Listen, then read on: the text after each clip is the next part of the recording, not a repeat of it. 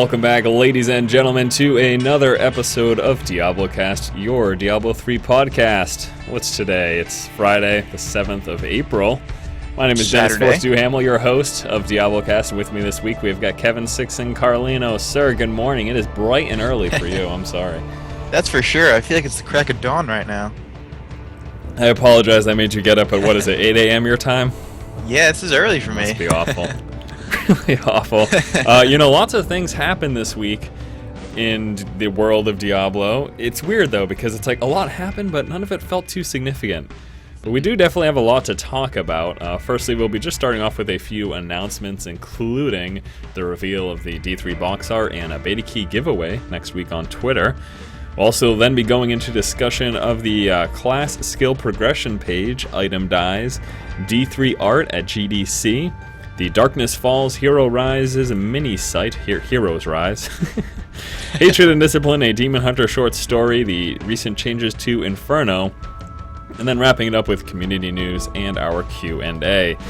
And actually, first in the announcements, and something that I am incredibly excited for, I'm sure many of you probably know about this by now, but the launch of my website. Kevin, you just found out. Where have you been? I don't know. Obviously, I'm missing out on some cool stuff. I mean, I'm looking through it right now. It's pretty sweet. And looking at like your map making contest. That's pretty all sorts intense. Of fun stuff going on the website. Post that on Mapster. I am so thrilled that we finally launched this. And I'm bringing this up in DiabloCast for one, because if you guys follow this podcast, you're obviously a fan of Diablo. There's Diablo content on the site, and in the near future, there's going to be more than there already is. But I think the great thing, if you're just a fan of Diablo, the great thing about the site is the functionality that we're going to have for searching through videos. You go into the video queue, and this is basically going to be anything that's populated on my YouTube page. But if you just care to see certain content, there's a whole filter functionality. So you can go straight to sort by game and pick Diablo 3, and then you can be like, great, now you can just look at all of the Diablo 3 content that's been posted on the YouTube channel. And then you can go even further. You can specifically filter through for the podcast. Oh, that's pretty cool. You can specifically filter through for updates, so that'll bring you up like the Purgatory news or major announcements. And then you can go straight to commentary, and that's going to be any of the playthroughs or anything like that. So I think that's awesome. And my kudos to the guys that worked on this, the guys over at 4-Man Furnace. They put a lot of time and effort into the site and helping us get it up, and I'm thrilled about it. And just quickly, we also have a news section, which will be major news and announcements on the site. The force feed section, which is like our daily news recap. I'm sure you guys know about that from the YouTube channel. And then, of course, we have our lovely forums, and the most used forum right now is the Diablo 3 forum, so there's lots of people talking about D3 on the forums here, so feel free to head on over and do that yourself. And that is going to be forcestrategygaming.com, our website. Beautiful. Glad you learned about it, Kevin. Yeah, it's pretty nice. I like it. All right, next up, D3 box art reveal. Jay Wilson tweeted the D3 box art, the official D3 box art, none of these shenanigans anymore, photoshopped garbage. This is the real deal. We got the official box art looking pretty snazzy here. Diablo, fairly menacing. I mean, it looks pretty nice, although I feel it's kind of plain. Do you think so? Yeah, I mean, it's just like his face. Well, it's very ominous and dark, and I suppose that's true. I guess that's what we're looking for here. And then the collector's edition, on the other hand, is like the angelic type thing, which I guess is pretty cool. What is that behind the box? There's a statue of sorts. Do we know what that is? I wonder. That looks like it might be the orc statue. Maybe? I can't really tell. It might be the orc statue that like they all got. A mini replica of the one that they have out front? Yeah, the one. Yeah. Yeah, could be. I am kind of hoping that it's something Diablo related, but that's not. It's not like everything on Jay Wilson's desk is Diablo. Could be wrong, though. So yeah, pretty cool. We do have now the official box art, and we can salivate over that for the next month until the game actually comes out. Yeah, we got, like a month and a week at this point? Yeah, it's not that bad. It's creeping up on us, We're only a few podcasts away from the official release. And, it'll be exciting to see kind of where we go from there and how the podcast is going to progress from that point. It's interesting too, because I guess we'll just talk about this for a quick second. With the podcast and what we're doing here, obviously everything we've been doing up until this point has been okay. We're just talking about the most recent updates for the game as they occur. When the game's out, there's not going to be a ton of updates. We don't. I mean, there are certainly going to be things occurring, but it's not like I don't feel like it's going to be the same. I could be wrong though. Maybe there will be just as much. No, I kind of agree with you. I mean, I think that our focus is probably gonna have to change a little bit, as opposed to like doing blue posts and patch notes and whatnot and news. I mean, although I'm sure there will be a couple blue posts and patch notes and whatever. Yeah, I mean things will be occurring within the community, and I'm sure that's mostly what we'll have to focus on. That's exactly what I was gonna say. I think our podcast is gonna be more community driven rather than news oriented. Yeah. And I mean, obviously there'll be patches and stuff, but how frequently, I'm not sure. I'm really not sure, and so we'll have to see. But yeah, you're right. It will be community driven, and that's exciting in a sense, but it's also a little bit nerve-wracking in a sense, because you look at a game like World of Warcraft, and their community is quite huge, but there's a lot occurring within the community between guilds and world firsts and stuff like that. And I don't feel that that's going to be the case as much in Diablo. I guess the big thing will be like who gets the first of this epic item. Right. And every single week will be like, guess what dropped this week, guys? It was unbelievable. Like there'll just be some crazy drop that someone gets, and I feel like we'll continuously be talking about that, because it's not like there'll be one world first to kill Diablo and Inferno, and then that's it. You know, except for the next expansion, we're not getting like these new epic boss battles that are going to take forever to actually come up to. So, yeah. Any thoughts on the matter besides? Yeah. No, I kind of agree with you. I mean, basically, Diablo's going to die, and then everybody's going to know what happens. And then once that happens, the cat's out of the bag. Yeah. And that's that, really. And that's not even like, we don't even have to wait till Inferno for that. I mean, that's going to be a day or two after release. So. Exactly, and at that point, I don't know, I could see us talking about maybe some of the random events, some of the interesting stuff that happens, because, I don't know, I feel like that there are going to be some really cool random events. Sure. I think the other big thing, too, is there'll probably be a lot of discussion about balance within the game and how the community feels the various classes and skill setups and everything are balancing out. Yeah, we could probably do a lot of talking about builds and whatnot. I know for certain. I mean, this is just going to be the case. There's one class that will be the best at certain things and one class that will be the worst, and there'll be complaints due to that. There will be classes that are friggin' incredible at clearing through Inferno solo, and they will be classes that are terrible. Yeah, sure. I mean, there is a best and the worst. I'm not. They can be fairly balanced, and that's not to say that all the classes won't be able to clear Inferno solo. Just using that as an example.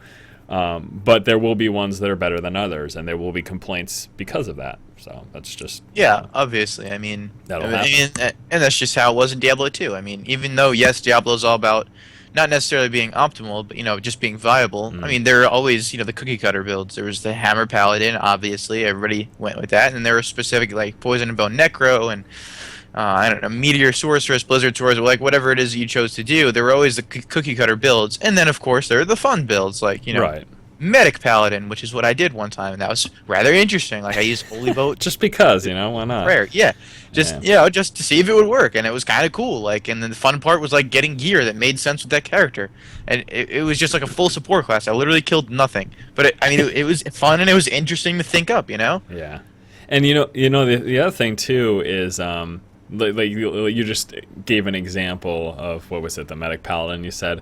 I'm going to be interested to try really funky stuff like that as well. Like specifically, like if I look at like the Witch Doctor, I don't know that I would primarily want to be a summon focused class, but I think I'd like to make just play around with that build, once in a while. Exactly. Just get be focused on zombie dogs and sacrifice, and then there's that passive that whenever you kill a monster, there's a % chance of summoning a zombie dog. Like, there's all sorts of crazy stuff like that, and the goal would be just to fill up the screen with crap, get fetishes, and everything.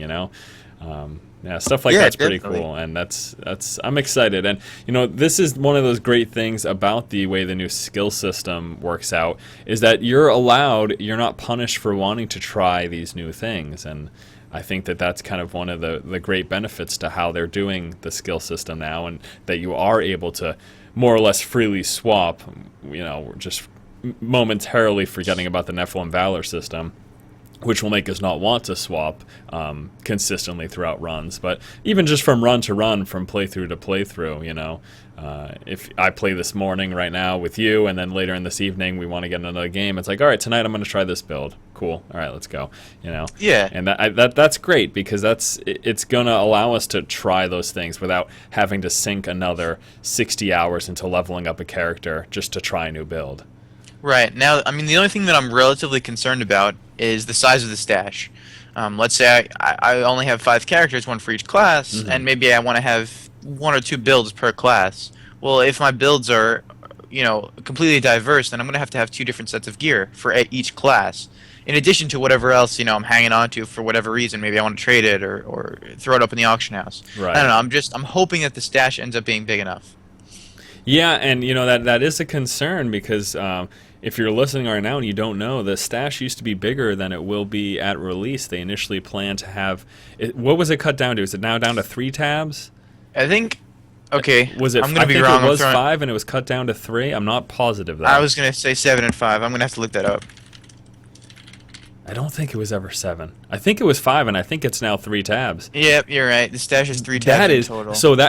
So again, if you don't know, they reduced the shared stash size, and the reason they gave for it was due to server space and what was it, like server space and infrastructure. Basically, they're worried that there are going to be so many items that they're worried about like overload at launch, and they don't want any crashes or stuff like that. They basically don't want to run into any issues because they can't handle the amount of stuff that would be stored in the share stash. That was literally their reason, and so because of that, we have a much smaller stash than initially intended. So and then I think that actually they increased the cost of each tab, and I don't even think it was just each tab, but I think it might have been each set of. Oh no, one of the patches they just increased the tabs cost. Yeah. So I mean, it's like, just give me a damn stash. I just want storage space.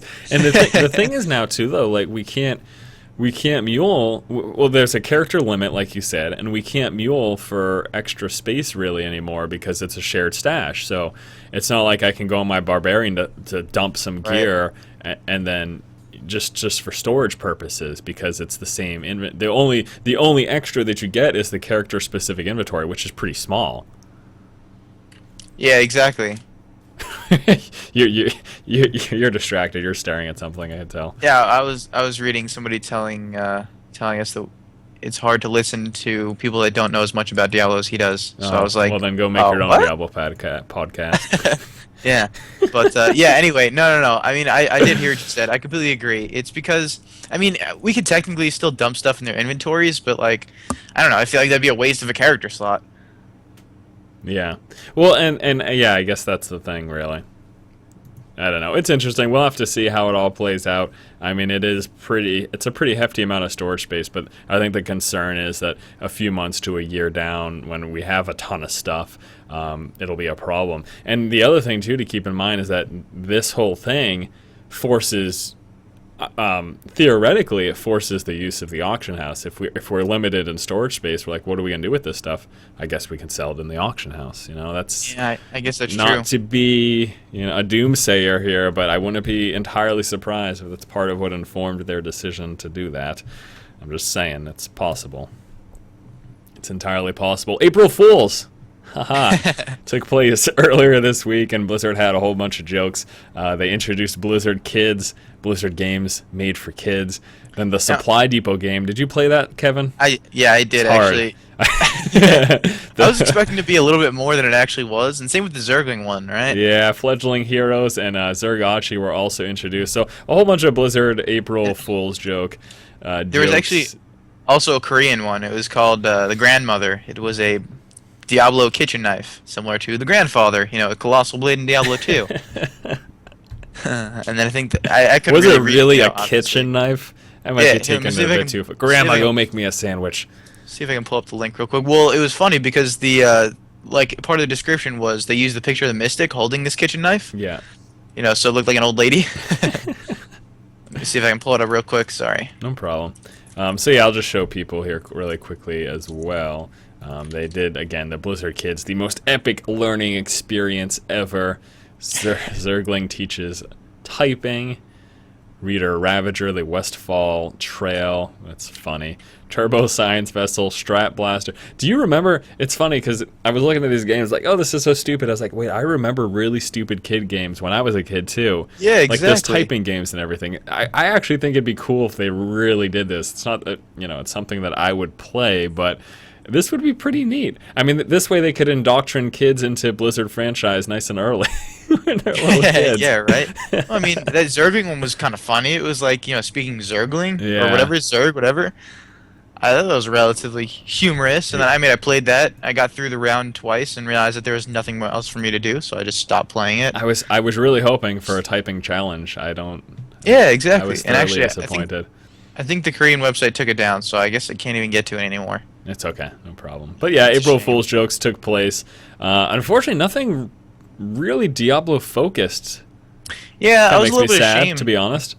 Disappointed. Not ashamed. Obviously, it's not my fault. I think it is your fault. I think they might have been concerned that had they done anything Diablo related, people would have flipped their shit because they're like, "Don't joke about Diablo. We've been waiting so long.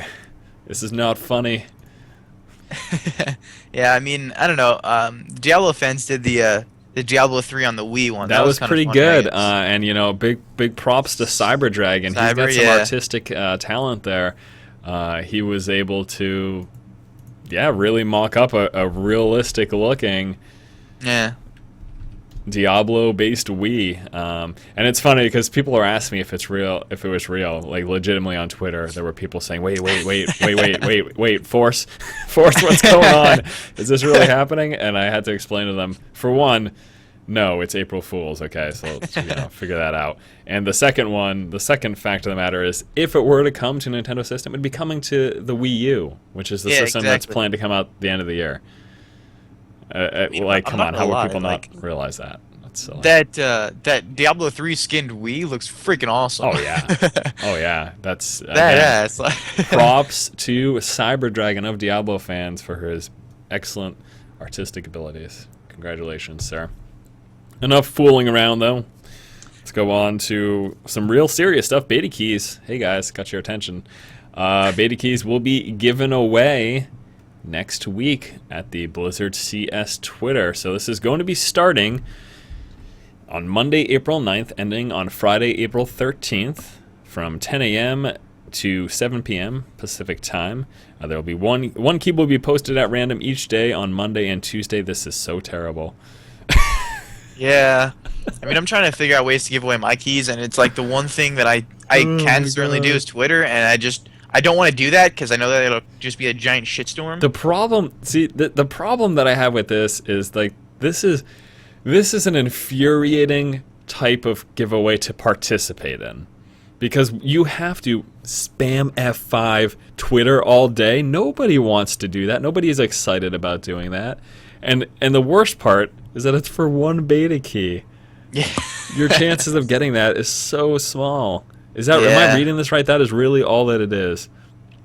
Yeah. That's what it One that's key what it will was be looking posted like at random on Monday and Tuesday. 2 keys will be posted at random on Wednesday through Friday. Wow. Yep. That's a bit. See, if they did this, that's cool if they want to do this, but they should. You can do like a few keys per tweet. They could have at least done that much. I don't know, man. Ugh. What is that? That's 2, and then 2, 4, 6. That's 8 keys total throughout the week. Yeah, and the thing is too that people set up programs to bot this information. Yeah. Legitimately, I did a beta key giveaway. I had some Path of Exile beta keys that I was giving away. The guys over, the guys developing Path of Exile gave me some keys during the beta, and I gave them away. And I did something like this via Twitter. I was randomly posting them. And after the first time that I did that, I realized this is a terrible way to do a contest. People hate it, for one, and you don't want people to hate your giveaway. Trying to make it as fair as possible is kind of the best thing to do. But yeah, the thing was that what was happening, I guess, where people had a program that would consistently refresh the page, and they would be looking for a certain series of numbers. So if it's like, if it's letters hyphen, if it's like a set of numbers and letters hyphen set of numbers and letters, and they take the total number. You know what I mean? So say that I don't even know, I can't even remember what the beta key total number is, but I think it's like 12 characters or something like that. And like, all right, if you see 12 characters in this order, then copy and paste that immediately into my account. And there's literally programs that do that.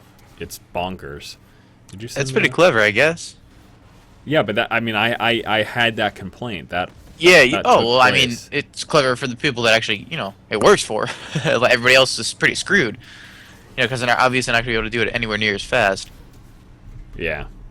I'm concerned about that. I really am. I think that some people are going to get screwed because those things do exist. I'm not sure if there's measures against that on Twitter.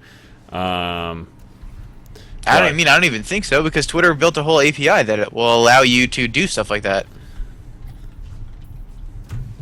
Sorry, I was typing. Okay.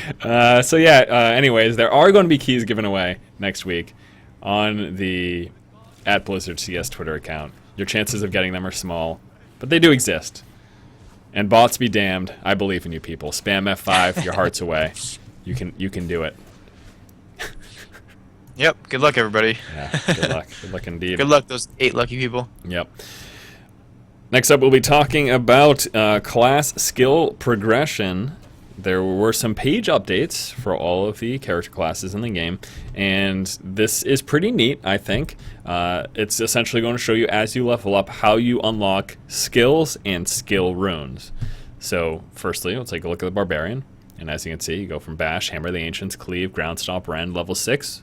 You don't get another ability, but you do get the skill rune for Bash, which is Clobber, and then you get Rolling Thunder, the skill rune for Hammer of the Ancients, and then it just continues to progress from there. And again, these pages were updated for all the character classes, so this is going to give you a good idea as to what you will be unlocking while you level. And not only is it skill and skill runes, I'm sorry, I forgot to mention there are also passives in here, as you can see. So the passive abilities will be displayed, how you will unlock them as you level up. And it seems like a pretty relatively even distribution. It is weighted more heavily towards the end, it looks like. Yeah. But overall, though, I mean, it's about 3 unlocks per level. Some of those are even 4. Actually, it's kind of really weighted towards the middle, if I have to be quite honest. Looking at this really quickly here, there's a whole bunch of levels in succession where you unlock 4 abilities, be it skill rune, or passives. But anyways, the point is it kind of starts off light, and then it tails up to lots of unlocks during your middle stages of leveling, and then it kind of trails off a little bit, but stays pretty consistent of 2 to 3 while you're leveling through. But anyway, so yeah, these are available, and again, it's going to be available for all of the classes, so you can take a look at that. Did you spend any time with this, just looking at, hey, what am I going to be unlocking while I level? You're planning on doing the wizard, right? Did you mull that over? Yeah. I'll be honest. I didn't even know about this. I don't even know how I missed this. So I mean, I'm looking at it now, and I just happened to click on the Demon Hunter, and I'm just sitting here thinking, like, holy crap! I'm gonna have to get all of the characters up to level 60. You know how long that's gonna take? Yeah, and it's honestly, it's not like that's something that will take that long. If you want my honest opinion, I can't imagine this being, it's not. Like I don't feel like it's going to take hours? 6 months to get all characters level 60. I don't see that. No, but I mean maybe 1 month. Yeah, that's reasonable. A week or two, a couple weeks. I mean, it's what? Let's say 50 hours to complete the game. Like that's. I mean, I'm not going to be able to just knock that out in a day. There's not even 50 hours in a day. You don't have a time machine, Kevin. What the hell's your problem? So yeah, the class skill progression are now available, and all you need to do is go to Diablo3.com, hit on the game guide, and then go to your specific class that you're interested in, and then go to the progression tab, which will be right there on the main page. So pretty cool stuff there. And we kind of knew most of these because it showed when things unlocked on the skills prior. We had an idea of how this was going to happen, but they've been consistently kind of reorganizing, and it looks like this is the final version. I'm assuming they wouldn't post this up if this weren't the final version, you know? And I'll be really interested to see if the beta version changes still. Yeah, I was gonna say, so clearly they're not gonna change anything else to show off more skills and get more hype. Yeah. I don't know though, it could happen. Definitely could happen.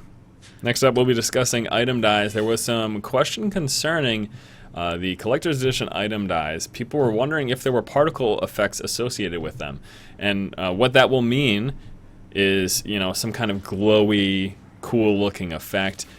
Basically, people were referencing specifically the flavor text on the dies, and they were saying, "Oh, it looks like there will be some particle effects there." And Bashshotcatcher responds saying, "No, I realize that may appear to be the case based on the flavor text, but flavor text is just that. It's meant to add flavor, and it's specifically indicative of the exact function of whatever it's attached to." So, like looking at the Bottled Cloud flavor text, the gentle wind of the heavens cools the air, infusing the area with a soft glow. Bottled smoke, an eerie howl emanates from within as creeping shadows spill forth. Both of those things, they seem like those dyes would have particle effects. Specifically, like a soft glow. I expect a soft glow when I read that. And Bashshock said, we understand how there's some misunderstanding with that and how it could imply movement, but that's not actually the case. So, speaking of flavor text, I'm looking at the last passive skill you unlock as the wizard at level 60, Unstable Anomaly. Flavor text, it takes perfect concentration for a wizard to dance on the edge of infinity. Never be the one to break that concentration. Wait, it gets better. This is the person that says it. One-eyed Whipple. like Micah. Why is he one-eyed? I don't know, but I just happened to scroll over it, and I'm like, wait a minute, what the hell? That is hilarious. That is unbelievable. One-eyed Whipple. Dropping the flavor text in D3. Pretty awesome. So yes, as of now, he went on to say in the post that particle effects and things of that nature won't be associated with dyes. Dyes will be just that. They will change the color of your gear. You won't be glowing from those dyes. They said that their current system that they have in place for the dye system, they aren't even capable of doing that. And I do believe that he mentioned the possibility of them looking into that in the future, but as of now, that's not going to be the case. So. Yep. I think we briefly mentioned this at one point in discussion in the past, how we said it would be cool if the collector's edition were just some ridiculous thing, but it's just going to be color. It's not going to be anything special. Well, don't forget you get the wings. Wait, what's it? We get the Tyrael wings also. Yeah, that's true. That'd be sweet. I don't even know why I'm so upset, because I wasn't. To be honest, I don't plan to get the collector's edition. What? I love Diablo. I just don't care for collector's editions. I never have. I don't purchase collector's editions. I don't know. This isn't me being cheap. I can afford a collector's edition. If I can afford one, I know you can afford one. I just don't. It's just not. I don't know. This is gonna sound harsh. So please don't be upset, not even you specifically, Kevin, but anyone listening. Yeah. Please don't be upset if you just love collector's editions. But frankly, I just think that they're junk. Like the stuff that comes with it, I just find it useless. And I understand it is. It's like memorabilia and it's collectibles. That's why it's called a collector's edition. Derp. It's collectibles and things like that, and that's neat. But I know that this would just end up sitting in my closet, and then I'd eventually just end up throwing it away. See, now if we were using video right now, I would walk over to my closet and show you the 6 or 7 collector's editions that are just sitting in my closet. Like, literally, I ordered even for the World of Warcraft expansions, I have the collector's edition. I don't know why, I just can't not do it. So I have these collector's editions, I pull the game out, install it, put the game back, and shove it in my closet. I don't even look at the stuff that's in it. That's how bad that is. See, I don't know, because there are some things, I think more than anything, I like art, and if I can get kind of limited edition art, that's great, because that's something I can I've got a home office, and that's something that I could put on my walls, and that would be great. That would be really cool, and that's something that I would actually look and be interested in getting.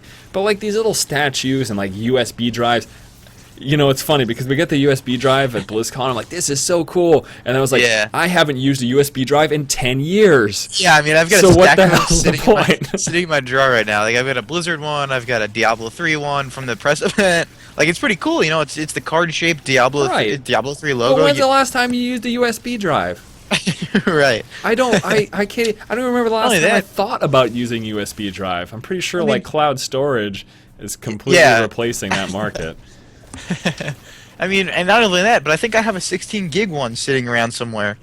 So I mean, if I'm going to use it, I mean, it's cool to like have the stuff, but I don't know.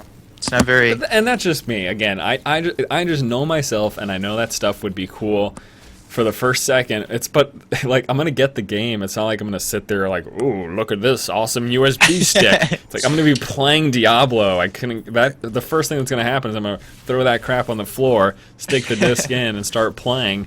And then shit's gonna sit on the floor until I put it in my closet. And like that's the extent of my experience with the collector's edition. Great, glad I spent the extra money. I don't know, but that's just me. I can certainly see and understand why people would want or are excited about collector's editions. I am like it's not beyond me. I fully understand that, but as an individual, I just don't care. It's just not my thing. So that's all. Yeah. I don't even know why were we talking about collector's edition? Oh yeah, dies. Yeah. Next up, D3 Art at GDC. Now the lovely GDC Vault has posted the presentation for Diablo 3 art, and so you can see it. You're going to be able to take a look at all the slides available. You can take a look at the full presentation as well. And you know, there was, and again, going back to what I said earlier, art is something that I really like. I wish I was a good artist. I do. I'm not, so I just can appreciate art now, you know. And the presentation was pretty cool, and they took there's a ton of slides available, and they took a look at various art aspects of Diablo 3. They also looked at you know, how the development process took place for the art team working on their characters. We've taken a look at GDC slides in the past, but these are more or less all new. There's a few of the things that we'd seen in the past as well, but a lot of these are new, so pretty neat. And if you have an hour, that's how long the presentation was. You can just sit down and take a look. Yeah, I kind of just clicked through every slide just to see, you know, check it all out. I didn't sit there because, like you said, it was an hour long, and I just didn't feel like sitting down, listening to Christian lecture and talk about art for an hour. Why not? How rude. Sorry, Christian. You can find that at gdcvault.com, and that's where you're going to be able to find the presentation. It is labeled The Art of Diablo 3. It's free as well, too. You don't have to pay for it. Nothing. Yes. So unlike collector's editions, this we can actually use.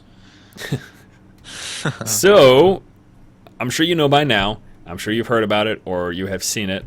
And I'm sure you've probably unlocked stuff, but we still, of course, want to mention it. The Darkness Falls Heroes Arise mini-site is upon us. And this is all just a major hype wheel, but that's fine because it's pretty cool. Now this process is going to be happening between now and the game's launch, and every week there's going to be a new hero unlocked. There's all sorts of unlockables. You can get in-game specific sigils for your banner and things like that. There's also going to be focus from week to week on the various character classes. This week we're taking a look at the Demon Hunter, and this whole unlock system actually is a community effort. By participating in this mini site and the events and all those things, you're going to help contribute towards the unlocking. And there's various types of content that will be unlocked along the way, with the final big reveal being a video which Bashiok said will melt our brain meat. I think that's exactly how he worded it. So there's supposed to be, at the end of this whole progression, there's supposed to be some major reveal video that's supposed to be pretty intense. And actually, interestingly enough, over on Diablo Fans, there was kind of a showing of how the unlock works and the various steps in it. And we're going to mention that. I need to tell you right now, this is a major spoiler. So if you're not interested, it's a major spoiler for this unlock program. So if you do not want to know how things are going to unlock, why don't you step away for 10 minutes and you can come back after the fact. But I do want to briefly head on over to DiabloFans.com just to show you. So the first thing that we're going to take a look at, I told you, spoiler, step away. Okay. You gotta tell them twice because sometimes they'll still stay and then they'll complain. All right, so the first thing we're gonna look at is the 100% unlock thumbnail. So this will be once it is all complete, and the very obvious thing that we're staring at first is that's an angel.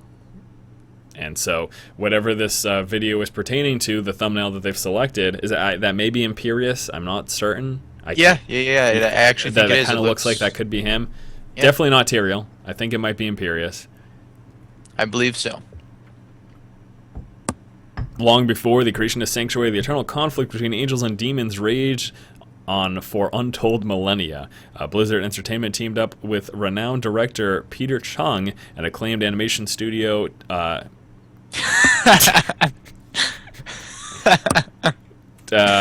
Titmouse. I don't know. Is that how you pronounce that? I don't know, but I just started laughing because you stopped.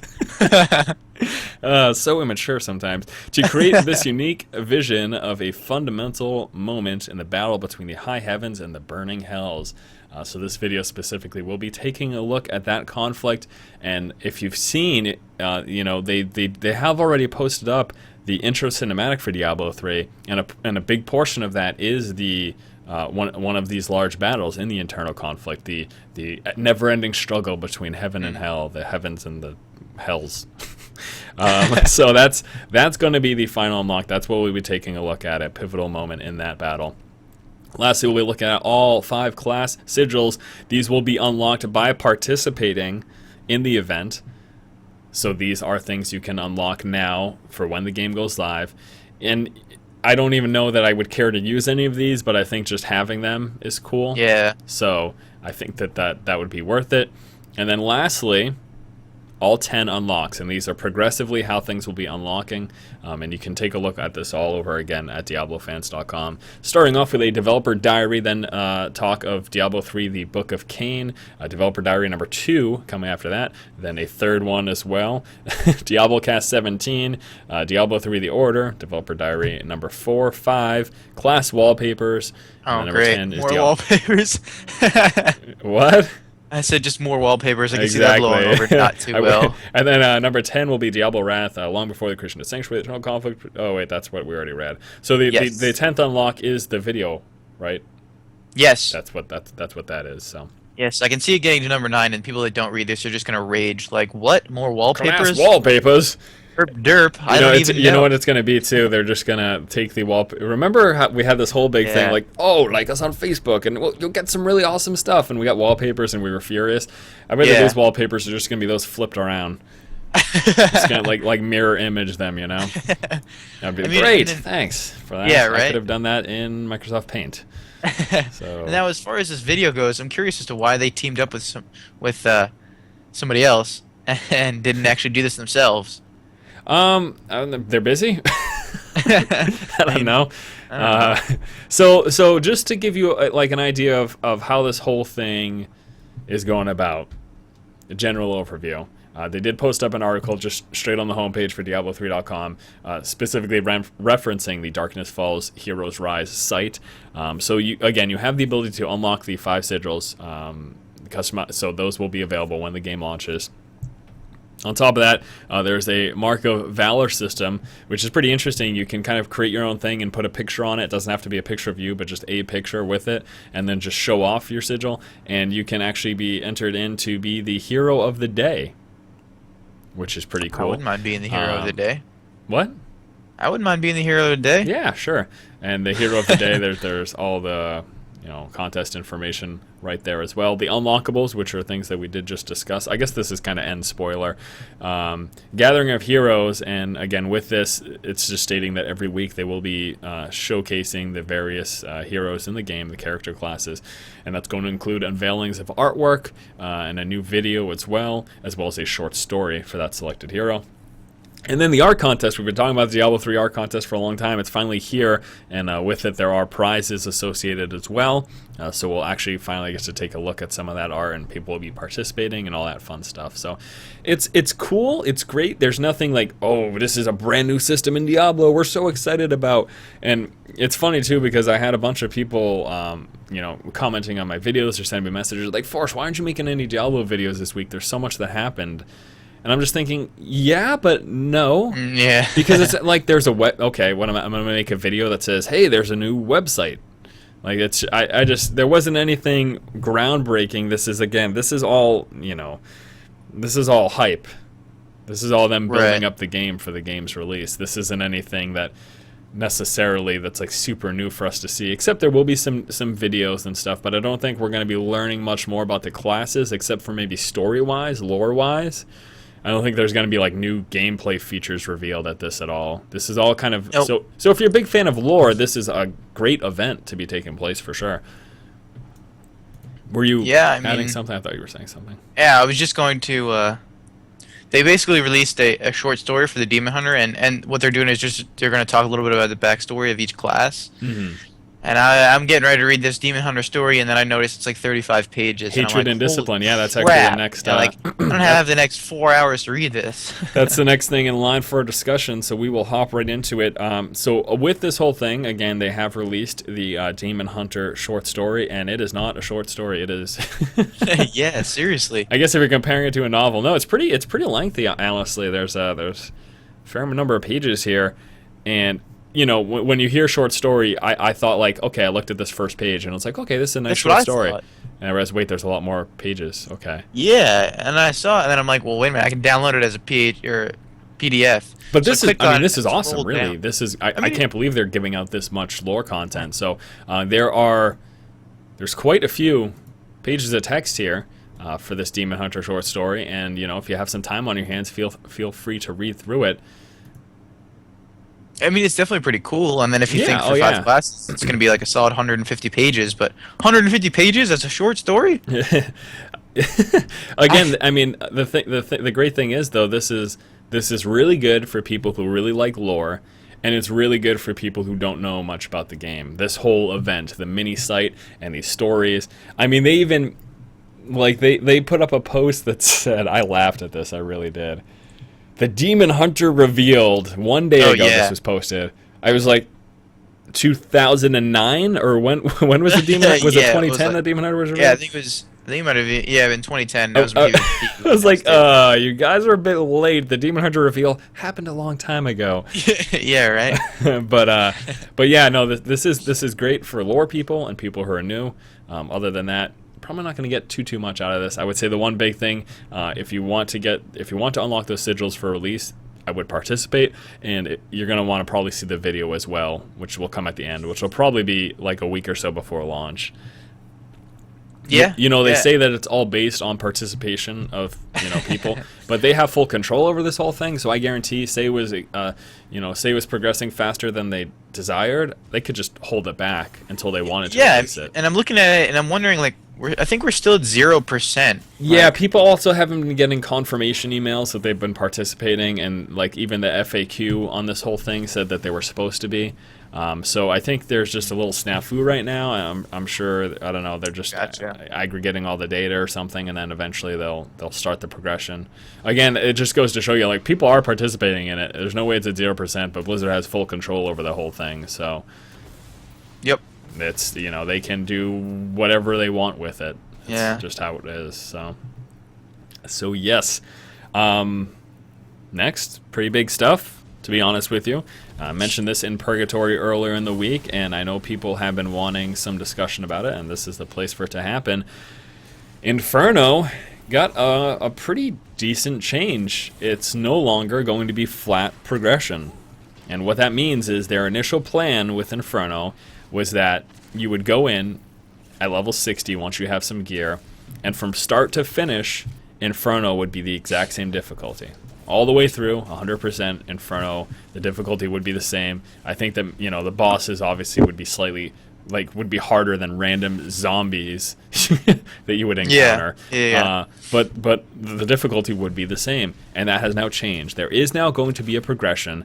It is going to, be easier in Act 1 Inferno than it will be in Act 4 Inferno.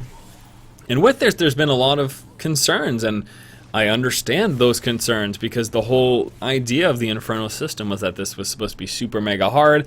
This is one of the biggest things. It was supposed to be balanced throughout so that we wouldn't just want to focus on Act 4. That was another concern that was raised with this whole new system and everything, and it seems like at first glance that they're kind of nixing that whole notion and that whole idea. So I'm gonna get your, that we have more to go into it, but like initially, Kevin, how do you feel about the change to this whole system and how Inferno's been reworked? Well, I mean, right off the bat, I think it's cool because it allows us, a further sense of progression. On the other hand, the main focus for keeping everything at the same level was so that way I wouldn't feel inclined to have to farm Act 4. I could run around in Act 1 or 2 or 3, or 3 even.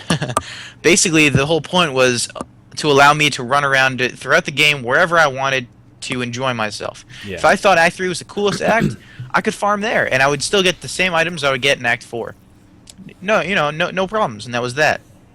But now, I mean, why would I farm in Act 1 when I could farm in Act 4? Like, if I'm only trying to get better items, then it would make more sense to farm at the very end of the game where I'm going to get the best items. And we are going to talk about that because there was follow-up released. Yeah. And I do just want to mention, when they made this change, their thought process was as follows. They had three main bullet points. The first one was that the way Inferno was, it felt, it didn't feel right because it didn't feel like you were progressing. Act 1 was just as difficult as the last act. So while playing through Inferno from start to finish, it didn't feel like you were accomplishing anything, essentially. The second main bullet point that they said, the reason they made this change, was that there was sort of a brick wall because Inferno was so difficult that more casual players couldn't even ever get into it, and they didn't want that. And that's going to be a little concerning. The notion of that is going to be a little concerning for the hardcore players. They're trying to reassure us that it is still incredibly difficult as it progresses, but they're trying to ease us into Inferno. So this means that we'll be able to start Inferno earlier than we would have otherwise, where we would have had to spend more time gearing up and preparing ourselves for it. And the last thing that they mentioned, the last bullet point, that the reason they made this change was for longevity purposes. They say, we know people really want goals to work towards and challenges to overcome. We made Act 3 and 4 really, really brutally hard for the most elite players only. It just felt wrong to make all of Inferno that brutally hard. So those were the three major bullet points that they stated as to why they made this change to Inferno specifically, why they felt it needed to be taken care of. Or like altered. Why did I say taken care of? That's stupid. Care Bears. Did you have anything to add to that? Kind of their three main points there, Kevin?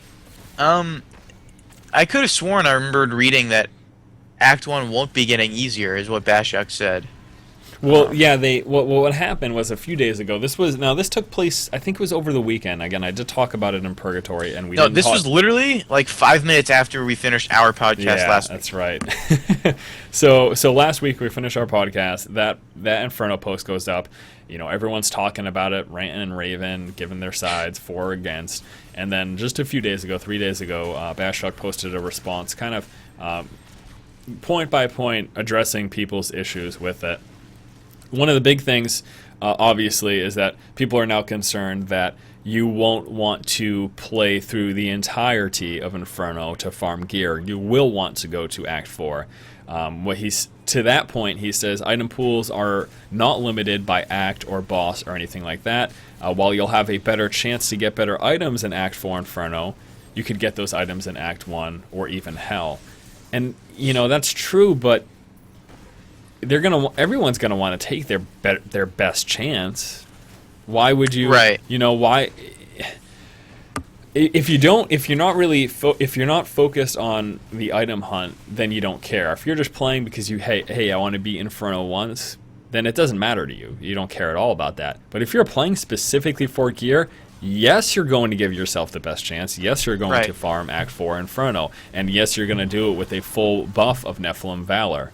That it is what's going to happen. There is no reason to purposefully gimp yourself. If your specific goal is to find magical items and there is a obvious best chance, you will take that. Exactly. Every time. That's the... Kevin doesn't have anything to add because there's nothing to say. There really is. Yeah, you're right. I mean, there's literally nothing... It would be stupid for you not to. Like, if I'm trying to do this, why would I not do that? You know, like I mean, it's as simple as it gets, really. Right. And And and then again, to talking specifically about the difficulty, he stated previously Inferno difficulty was monster level 61 across all of Inferno, and now it starts at monster level 61 and ramps up quickly in Act 1 and ends somewhere around 65 in Act 4. So people are concerned if they're tailing down the start of Inferno, you know, and it's not going to actually be very difficult at the end. It's actually going to be more, what he's saying at least. How do we know? You know.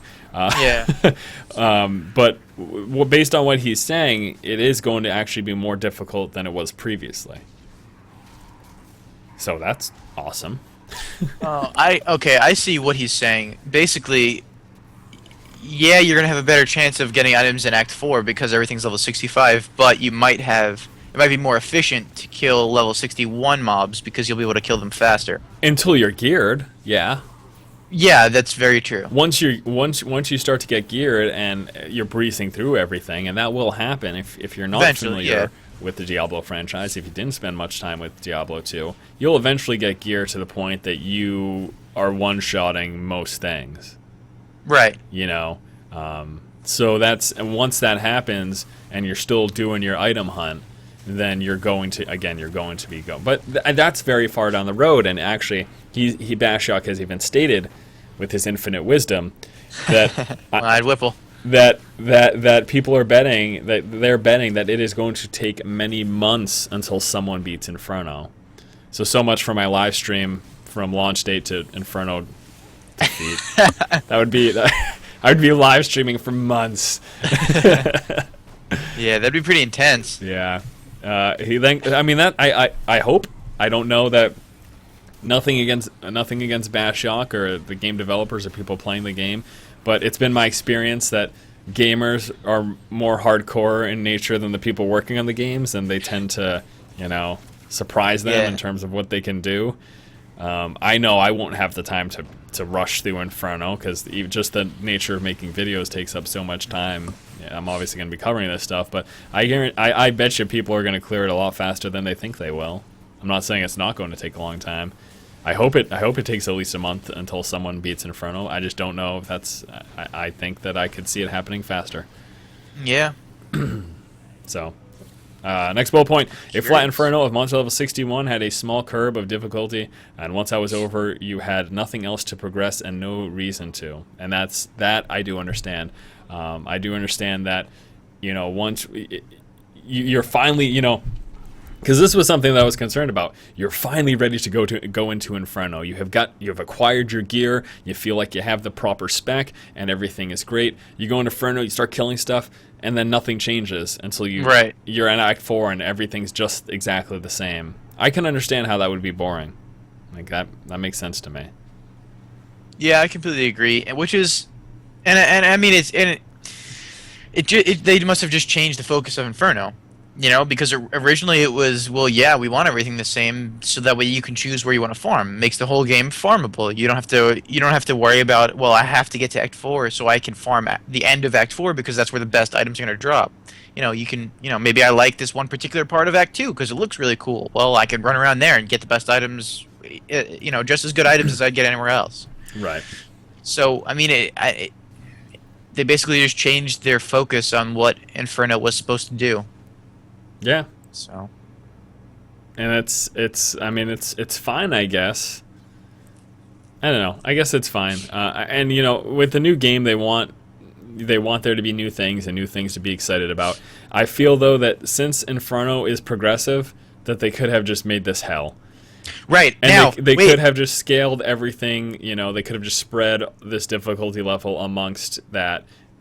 In normal into hell. Listen, people got pissed at me for saying this a while back, right when we found out about Inferno, and I'm going to say it again because it makes even more sense now that Inferno is not an end game. Inferno is just a 4th difficulty, and that's that. And now is exactly that. Like, it's the same. Yeah, and my way of explaining that was simply, well, yeah, there's still progression, just not necessarily through monster level. Well, now it's literally just a 4th act, nothing more. I mean, yes, it's a little bit more difficult, but that's what it is. It's another difficulty, and really that's it. Like, there's nothing new. You just play through the game again, and boom, it's a fourth difficulty. We have no cool Yeah, end and game again, content. they could have just taken this difficulty range and placed it in hell. Exactly. That like I don't know. I guess too the other thing too to keep in mind is now that the one thing that this is going to be more difficult than Diablo 2 because of the fact that monster level at 65 is not, that's not attainable by the player. It wasn't Right. 61 wasn't attainable by the player. We've got a level cap of 60. Act 4 Inferno will have a difficulty of 65. So maybe they wanted to keep the feel of normal to hell equivalent to Diablo 2 and say, hey, look at this, we also have this difficulty that that it's a lot harder than it ever was in Diablo 2 because you're never even going to reach this level until an expansion or whatever. Right, now I'm curious as to how that's going to work out. But I because also once- feel that they could have just said, hey, hell is a lot harder than it's ever been. Yeah, they could have done that too, exactly, Yeah. and only had 3 difficulties instead of just adding a 4th, more difficult one. Because I mean, then what? For an expansion, they're just going to add a 5th difficulty. I mean, I'm not just saying that. It's not like I'm disappointed. Like, oh, Blizzard's dumb and they didn't do anything cool. All they did was add another difficulty. Like, It's that great. is It's not- great that's that not what it's I'm harder, but I feel like they're trying to throw something in our face that it's like all shiny and new, but it just it's still the Right. same. It's just and this is why people hated me, because that was exactly what I was saying right when we found out about it. Like, it's really not end game content. It's just a 4th difficulty with a little bit harder monsters, and that's it. I want to see something cool. I want to see Pandemonium events. I want to see Uber Tristram back. Like, maybe not back, but something along those lines. Something cool. Maybe I go fight the Anguirus Council. I don't know. Something relatively cool that you have to get to Inferno to do. And at I this mean, point. we don't know. I don't think that it's necessarily the case that they have revealed absolutely everything. Well, I mean, I think that there could certainly be special events. I mean, aren't we almost expecting like Pandemonium style events to be occurring? yeah, but just not yet, I think. Because Bashiok had said that, yeah, like, they don't really have... I mean, and actually, it might not have been Bashiok. It might have been Jay Wilson that said they don't know what their endgame is yet. Like, past Inferno, like, that's it. You get to Inferno and then you farm. And they don't really have anything cool. And then, well, I mean, I guess if you don't consider Inferno cool, but... Bashiok posted, it might have been even throughout this last week, that they don't have any difficulty. It was last week because I was talking about the Cal level or whatever. They don't have any difficulty specific events. So that means that anything that you can do in normal, you can do in Inferno at this point in time. Whereas, Pandemonium events from Diablo 2, you had to be in Hell to do because you had to be top level, and like that stuff was higher level than you were, or something along those lines. I mean, I could be wrong. It might have just been a ridiculously high level. I don't remember the exact monster level for Diablo and all them, but it was really cool because you had to do like a bunch of secret crazy shit to get there. And it made you feel accomplished once you beat it. I mean, Right. yeah, at some point you could like have it on farm status, but it was still cool to do.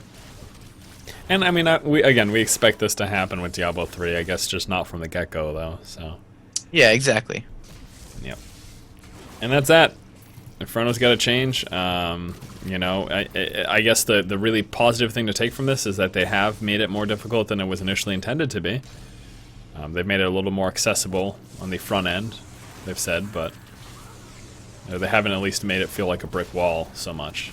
So that's what they're trying to avoid. So now on to community stuff. I'm trying to do this every week, if at all possible. Going to be heading back to Reddit, the mecca of all community. Reddit's a great place, it really is. So there was a little bit of a, I'm using this in the kindest way possible, a little bit of a Diablo pissing contest that took place over the past few days. First, someone went to Diablo Reddit and they posted a poster. And they said, hey, look at this awesome Diablo poster that I have. It's so cool. Aren't you guys super jelly? And people were. And they said, where did you get that? And then there was a response. Someone said, all right, I see your sweet Diablo poster. And what did he say? I raise you my badass Tyrael photo cloth. And that's freaking sweet. So then we see a badass Tyrael photo cloth. I'm like, oh, that is awesome. That is cooler than the Diablo poster. Sorry, Diablo poster guy. And then it's so amazing. I love it. It is a pissing contest. And then we had a Reddit post that says, I see your badass Tyrael photo cloth and raise you my awesome Tyrael tattoo. And this guy wins. Yeah, for sure. This Amazing is calf tattoo. awesome. Yeah. Material. Wow, that is see that will never not be cool. I think that's the thing, though. Yeah. I mean, even if people don't know what Diablo That is, is like that's forever still awesome, yeah. badass. Yeah, until he turns 90 and his calves are down to his ankles. Well, that's just old. That's 3D material. That was good, Dennis. You didn't even Hey, yeah. miss a beat. So yeah, I just thought this was really, really cool. Funny stuff happening over on reddit.com/r/Diablo. Props to go out to all of you who posted those really awesome, cool things to share with the community. And now we'll be wrapping it up with community questions. Every week before DiabloCast, I post asking for questions over on our Facebook page. You can find our Facebook page. There's a link on top of the YouTube channel. There's a link on my website. There's links everywhere, so you can find it quite easily. If you would like to have a question answered, you will want to post it there before DiabloCast when I ask for the questions. All right, first question here. And Kevin, if you want to search for some while I'm answering or whatever, you know the Yeah. you know the gig. All right, first question: how do you think they will put on the servers when it is May 15th? Will we need to wait till a release in North America, or will people in Europe start playing earlier than North America? I'm pretty sure that's how it's going to work. I believe, what did they say? China was going to get to play first, I think, and then Wait a it just minute, kind of what? goes around the clock from there. Seriously? I thought they were having a global midnight release PST. Was that it? I mean, I could be wrong. Someone said China would get to. I don't remember. You know what? That's right. No, you're right. I mean, I just No, you feel like are. that's- Yeah, you're right. Yes, you are absolutely right. They did say it was global, because I remember I was like, oh, I have to play at 3 a.m. Okay. Yeah, Yes. and I mean, So that'd sorry, be I amend my statement. unfortunate. It is a global release. So what's going to happen is on the 15th, the servers will be launched at midnight Pacific time in the U.S. So you don't get to play earlier. You just get to play at a different time. I don't. What time is that Europe? I don't know. Like, well, I mean, it's like I think they're like something like 10 hours ahead. So I mean, it's literally like 10 a.m. for them. That is so much Perfect. better. Yeah. I'm going to move to Europe to play it. That is so much better than playing at midnight. Having a full night's rest, you get to wake up and eat some breakfast, you get all energized for the day, and then, God, I hate midnight launch. I hate it so much. It's just, I'll play till 6 or 7, and then my next day will be shot. Yeah, exactly. Because I'll Sucks. sleep till like 3. Yeah. Someone That is asking pretty about the bad. looting system. People still don't know. The looting system is individual, meaning specifically that loot drops, only you can see it, and that way there's no like scrambling to try to pick up the drops as soon as they happen. And then at that point, if you take that item, pick it up, and drop it on the ground yourself from your inventory, then everyone can see it. But when drops when drops come off of monsters or barrels or whatever, only you can see the drops because they're specific to you. I've got one here from Matthew. Do you think Blizzard's holding anything back from us? Do you think that they will pop up once something will pop up once the game is released? A new mechanic, a level, new skills, something we have no idea is coming. I mean, I don't think we're going to see a new mechanic, level, or skills really, because I mean we know all the skills, the levels only up to 60, and then mechanics.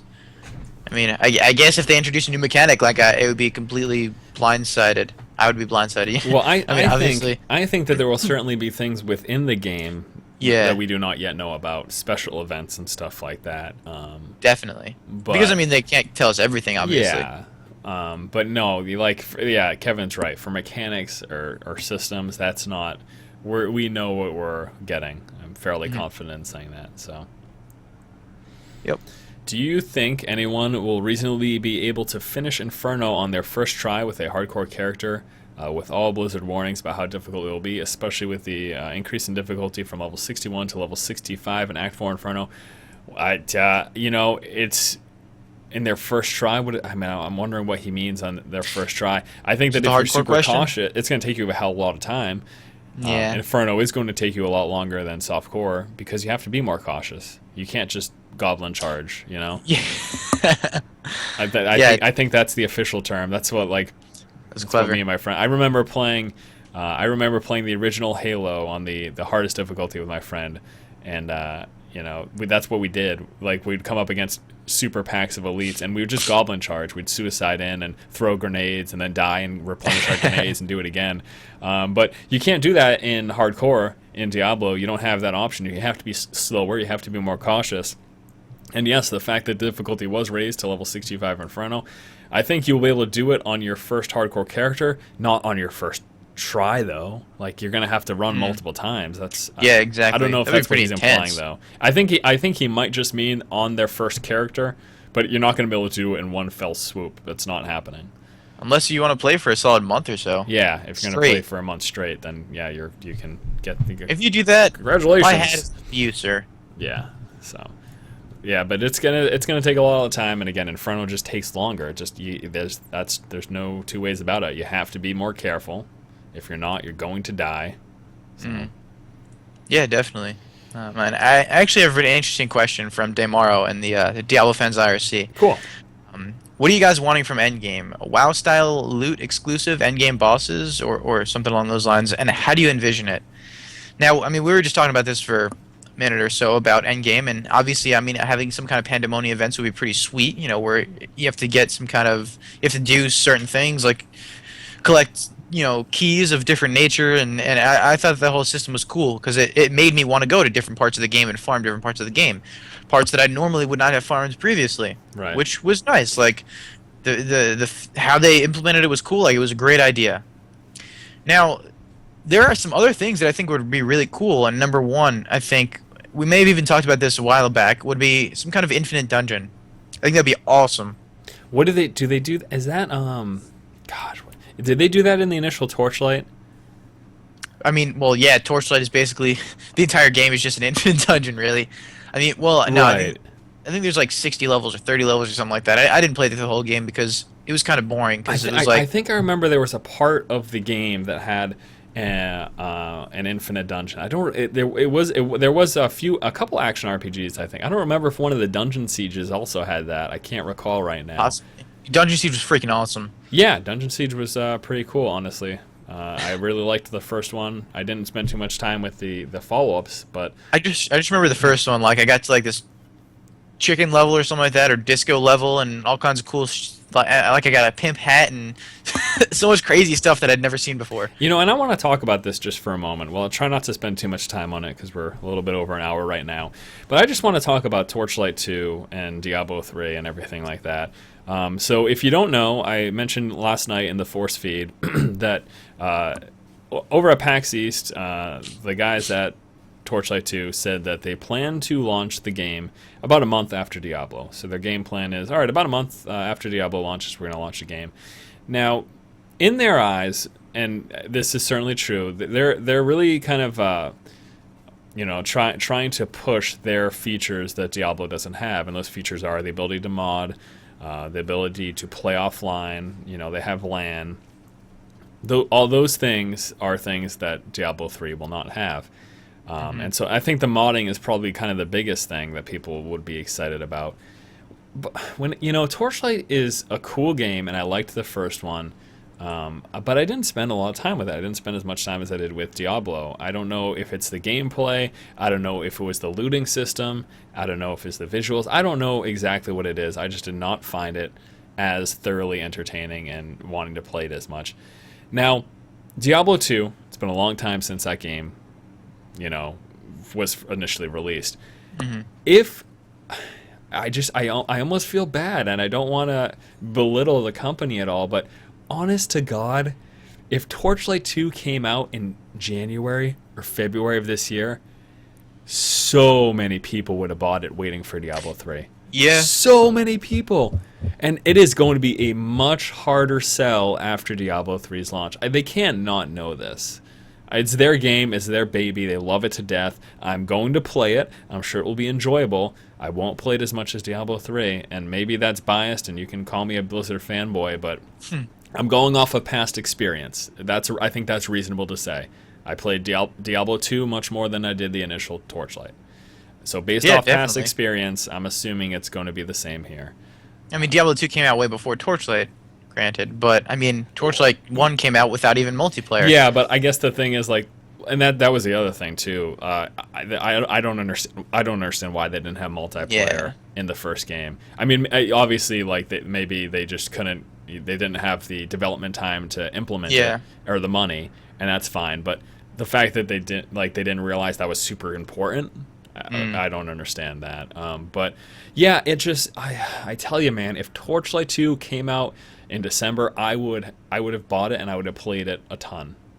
Because it's one of those things. It's like a primer for the game that we're really excited for. And again, it sounds Definitely. bad. It sounds like I'm bashing the guys at Torchlight. It's not meant to be that way. It's just me being honest. And I feel for them, man. I really do. Launching this game after Diablo 3 it's going to be difficult for them. Oh, I mean, not only that, but I mean, if you look at screenshots, like I was looking at some of the pack screenshots, and the game it could be confused with Diablo 3. Easily. Like, if you didn't know what was what, you would, even me just looking at it real quickly, I could say, oh, cool, Diablo 3 screenshots. Like, that's how ridiculously close these two games are together. Yeah. I mean, I guess they just, introduced some new mechanics and functions or whatever at PAX, and I mean, I don't follow Torchlight anywhere near as closely as I follow Diablo. I mean, I'm kind of just, looking to find out when the release date is for Torchlight, and that's about it. But it's just, they don't want it to come off as a cheapy Diablo 3, and unfortunately, like, that's almost what it is. Aside from the fact that they have, modding and single player support and whatever else. I don't know. I don't know how many players they support in multiplayer. I'm guessing it's more than 4 though. That's probably going to be 8. Yeah, just cause. Yeah, I'm just saying. I mean, and then supposedly I was hearing that they might have private servers, allow you to run your own private server, which would be pretty cool. So I mean, that's just kind of tags onto the whole LAN mode / modding type thing. But again, I mean, it really just almost is a cheapy Diablo 3. Yeah. And I really hope that the modding community for that game is big, and that there are mods that are released that really get people interested in the game. I think that would be great for them. I wish them the best, and I hope their game does sell well. I just, I understand that they wanted to wait to release a better product. That makes perfect sense to me. They've spent especially because it is the old Blizzard guys. I mean, it is the old Blizzard guys, so they have the same. Yeah. We'll release it when it's ready. And they've spent 2 years on this game's development, and they want it to be the best it can be. But I do think, at least initially, their sales will suffer. I think what they're looking for, though, is that in releasing a better product, that maybe long term, there will be a better return for them, and that's certainly a possibility. And I hope so, but. I don't know. I just stating, like, in the here and now, I would have played that game a ton, and I think a lot of people would have done the same. And I think a lot of those people won't be so interested now that it's coming out after D3. So that's all I have to say about that. Yep, I'm right there with you. I mean, had they released it 3 months ago, I mean, I even think that theirs was supposed to be out in December also, and they delayed their game right when Blizzard delayed their game. Right. Around the same time. I mean, if Runic had released Torchlight 2 right then and there, like, oh man, I'd been playing that for the last 5 months. Yeah, absolutely. All right, we're gonna have to cut it here. That's just ridiculous. we spent too much time talking about that. All right, well, I want to thank you guys so much for watching this episode of DiabloCast. Be sure to stay tuned next week for another episode. We are growing ever so close to the release of the game. What is it going to be? 4 more episodes? The fifth one should be happening like right after release or right before release or something. 2, 3, 4. Something like that. Yep, 5. There you go. 5 will be the Friday before the release. 5 more DiabloCast, and we'll be there. That's going to be episode number 57. It's going to be an exciting episode. I don't know what we'll do. We'll have some party or something. Yeah, we could do that. Release day party. Didn't we call that one of them? Alright guys, thanks so much for watching. Hopefully you enjoyed. Again, stay tuned next week for another episode of DiabloCast. Once more, I am going to plug my website, forcestrategygaming.com. It is live. Go there to filter through all my Diablo content. Talk on the forums about the game. It's a great game. It's awesome. Alright. We'll see you guys next week. For Kevin, this has been Dennis. Thanks for watching. Take it easy, guys. Jesse's in Poland or something? He's in Denmark. What is he doing there? Trying to screw in a light bulb or something? What's he doing? You said he was going to the Gathering. I don't know what the Gathering is. I feel bad. Is it magic? I hope so. If it's not magic, then it's a cheap ripoff. Poland the Gathering? It's some event. That's funny. Poland the Gathering? What is it like? They bring the whole country back to Poland for some giant card playing game? Yes, that would be awesome. Did you ever play Magic? Are you a Magic guy? The only time I ever played Magic was in StarCraft Brood War. What? They had the Magic the Gathering custom map. Oh, that was awesome. Why isn't that in StarCraft 2? I don't know. That it was the pretty best sweet, wasn't it? User map setting game. Yeah, it was pretty awesome. But the card game's cooler. No, I can't say I've played the card game. Although I did watch one of your videos. You are not Magic a true Online nerd. or something like that. Get off my podcast.